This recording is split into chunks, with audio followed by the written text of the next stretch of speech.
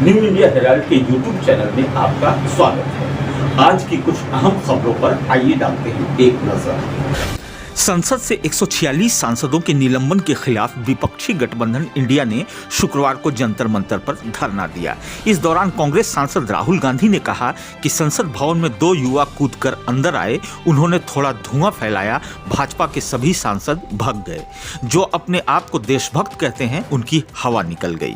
भारतीय पहलवान बजरंग पुनिया ने भारतीय कुश्ती संघ के नए प्रमुख संजय सिंह के विरोध में अपना पद्मश्री पुरस्कार लौटा दिया है। बजरंग ने पद्म पुरस्कार लौटाने का ऐलान करते हुए भारतीय प्रधानमंत्री नरेंद्र मोदी को खत लिखा है। देश में कोरोना संक्रमण रफ्तार पकड़ता दिख रहा है। शुक्रवार को देश में कोरोना के 640 नए मामले दर्ज किए गए हैं, जिसके बाद देश में कोरोना के कुल सक्रिय मरीज बढ़कर 2997 हो गए हैं। बता दें कि गुरुवार को देश भर में कोरोना के 358 नए सक्रिय मामले सामने आए थे। इस साल 26 जनवरी को गणतंत्र दिवस समारोह में मुख्य अतिथि फ्रांस के राष्ट्रपति इमैनुअल मैक्रों होंगे। बता दें, भारत ने अगले वर्ष जनवरी में गणतंत्र दिवस समारोह के लिए अमेरिका के राष्ट्रपति जो बाइडेन को आमंत्रित किया था। हालांकि उन्होंने कुछ कारणों के चलते जनवरी में यहां आने से इनकार कर दिया।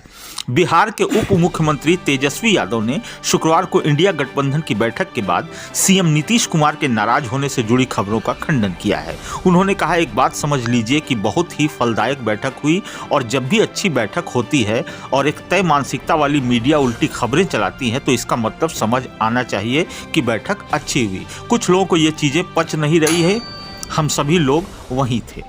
दिल्ली कोर्ट ने शराब घोटाला मामले में पूर्व उप मुख्यमंत्री मनीष सिसोदिया की न्यायिक हिरासत को बढ़ा दिया है। अभी सिसोदिया को तिहाड़ जेल में ही रहना होगा। राउज एवेन्यू कोर्ट ने मनीष सिसोदिया की न्यायिक हिरासत को 19 जनवरी 2024 तक के लिए बढ़ा दिया है।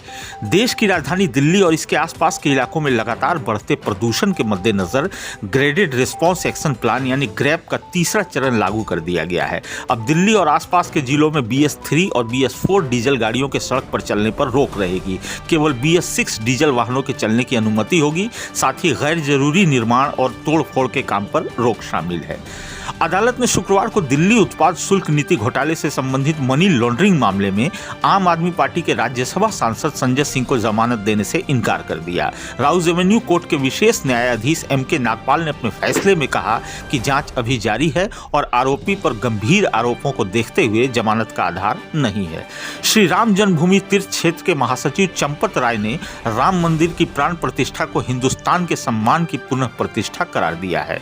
उन्होंने कहा, 22 जनवरी उतना ही महत्वपूर्ण है जितना 15 अगस्त 1947 था, जितना कारगिल को वापस प्राप्त करना था, जितना 1971 में 1 लाख सैनिकों की नजरबंदी महत्वपूर्ण थी, यह उतना ही महत्वपूर्ण है।